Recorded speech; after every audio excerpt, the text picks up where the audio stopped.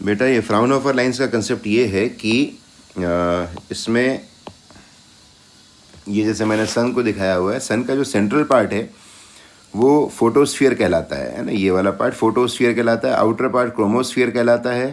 Chromosphere का temperature कम होता है, 4000 केल्विन के ऑर्डर का होता है, जबकि फोटोस्फीयर का टेम्परेचर, सेंट्रल पार्ट का टेम्परेचर बहुत ज़्यादा होता है, 10⁸ केल्विन के ऑर्डर का होता है।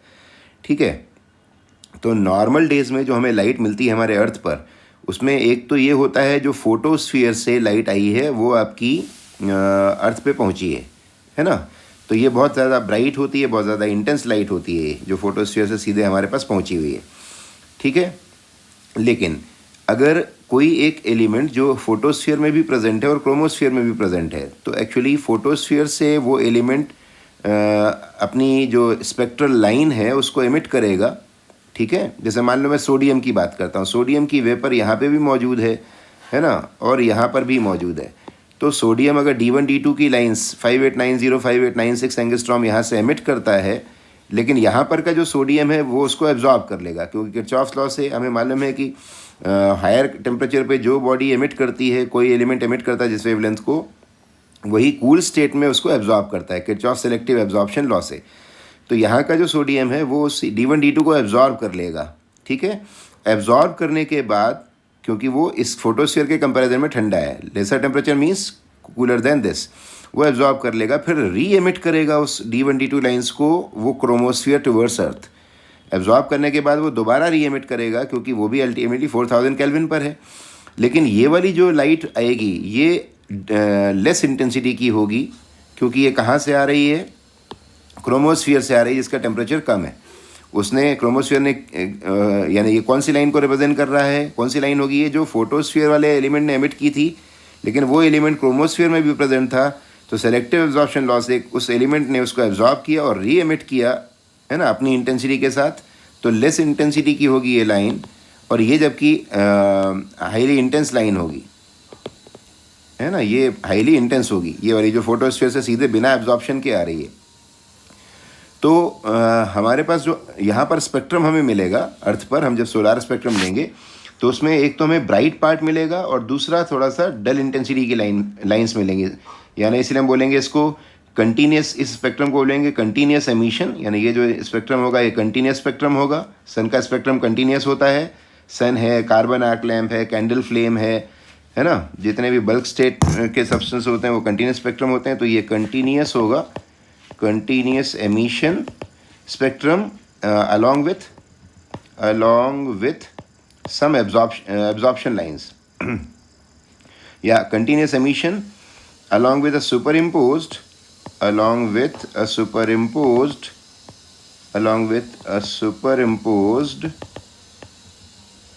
line spectrum, line absorption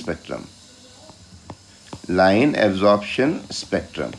ये लाइन एब्जॉर्प्शन स्पेक्ट्रम हमने किसको बोला, ये लेस इंटेंसिटी की लाइंस को, है ना, और ये कंटिन्यूस एमिशन स्पेक्ट्रम हमने इसको बोला। तो दोनों सुपर इम्पोज फॉर्म में मिलते हैं। तो continuous emission spectrum with super impose line absorption spectrum.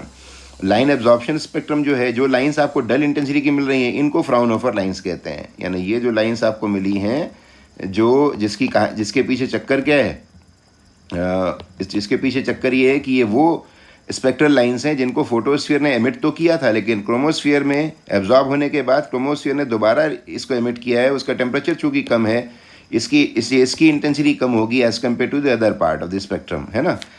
तो ये फ्राउनहोफर लाइंस कहलाती हैं। जो किसने दी है आपको क्लियर हो गया होगा ना। तो नॉर्मल डेज में ये हमारा सोलार स्पेक्ट्रम कैसा होगा, बिल्कुल ब्राइट होगा, कंटिन्यूस एमिशन होगा, लेकिन उसमें कुछ डल लाइंस मिलेंगी जिसको हम क्या बोलेंगे, लाइन एब्जॉर्प्शन स्पेक्ट्रम, जो एक्चुअली क्रोमोस्फीयर के एब्जॉर्प्शन को ही बताता है। भले ही वो उसको री एमिट करता है, लेकिन वो लाइन्स ही इंडिकेट करती हैं, इन्फॉर्म करती हैं कि ये जो वेवलेंस हैं इनको क्रोमोस्फीयर ने एब्जॉर्ब किया था, भले ही उसने री एमिट किया हुआ है। तो नॉर्मल कंडीशन में it is continuous spectrum along with a super imposed line absorption spectrum. ठीक है, अब होता क्या है, जब टोटल सोलार एक्लिप्स होता है, ये देखो दूसरा डायग्राम, टोटल सोलार एक्लिप्स होगा तो मून आपका बीच में आ जाएगा, है ना। मून जब बीच में आ जाएगा तो फोटोस्फीयर से जो लाइट आनी थी, जो कि बिना एब्जॉर्प्शन के अर्थ में पहुंचती थी, वो ब्लॉक हो जाएगी। अब जो लाइट हमारे अर्थ पे पहुंच रही होगी वो सिर्फ यहाँ से पहुंच रही होगी। ठीक है, कहाँ से पहुंच रही होगी, क्रोमोस्फीयर से पहुंच रही होगी। ठीक है, और क्रोमोस्फीयर की लाइट की इंटेंसिटी के बारे में बता दूं आपको, चलो मैं बाद में बात करता हूँ। तो अभी सिर्फ लाइट जो पहुँच रही हुई क्रोमोस्फीयर से पहुँच रही हुई, तो जो लाइंस को पहले जो डल होती थी क्योंकि उस समय वो किसके पड़ोस में होती थी, फोटोस्फीयर से निकली हुई ब्राइट लाइट के पड़ोस में होती थी, तो वो सवाल ही नहीं उठता, वो डल कहलाएंगी as compare to remaining part of the spectrum. अब इस समय तो क्या है, इस समय तो ये जो लाइंस हैं बस यही हैं, और फोटोस्फीयर आने वाली लाइट तो ब्लॉक हो चुकी है मून के द्वारा, है ना। तो अब ये जो लाइंस, जो पहले वेवलेंथ जहाँ पर हमें डल इंटेंसिटी मिलती थी ऑन अ ब्राइट बैकग्राउंड, अब यहाँ पर क्या होगा, ये ब्राइट हो जाएंगी, क्योंकि अब जो भी हैं वो यही हैं, है ना। तो अब इस समय जो फ्राउनहोफर लाइंस हैं ये ब्राइट हो जाएंगी, है ना, ब्राइट हो जाएंगी, ब्राइट लाइंस, क्योंकि अब इनके पड़ोस में जो इनके कंपैरेटिव जिससे हम कंपेयर करते थे फोटोस्फीयर की लाइट, वो है ही नहीं यहाँ पर, फोटोस्फीयर की लाइट तो ब्लॉक हो चुकी है। तो अब इस समय ये ब्राइट लाइंस बन जाएंगी, वही फ्राउनहोफर लाइंस, और इस समय हमारा जो स्पेक्ट्रम होगा, जो हमें मिल रहा होगा यहाँ पर, हम उसको ये बोलेंगे, it is line emission spectrum of chromosphere of sun. आई बात समझ में इस समय, क्योंकि वो दूसरा वाला पार्ट है ही नहीं यहाँ पर।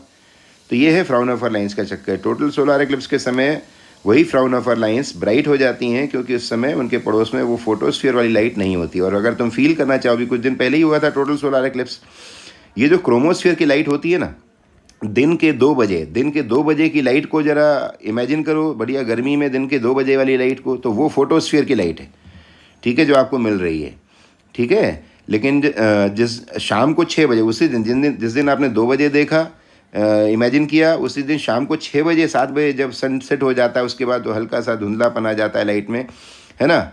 तो उस लाइट को इमेजिन करो, वैसी लाइट होती है क्रोमोस्फीयर की, वो इंटेंसिटी होती है क्रोमोस्फीयर की। तो जिस दिन टोटल सोलर एक्लिप्स होता है, भले दिन के 2 बजे हो, लेकिन दिन के 2 बजे शाम को 6-7 बजे वाला नज़ारा देखने को मिलता है। इतना अंधेरा सा हो जाता है, मतलब दिन के 2 बजे की बात कर रहा हूँ, क्योंकि उस समय जो लाइट हमारे पास आ रही होती है हमारे अर्थ में, वो सिर्फ कहाँ की आ रही होती है, क्रोमोस्फीयर की आ रही होती है, ठीक है, जिसकी इंटेंसिटी बहुत ही कम होती है एज़ कम्पेयर टू जो बाकी हम दिन में लाइट देखते हैं। Okay, so this is the concept behind Fraunhofer lines. Okay.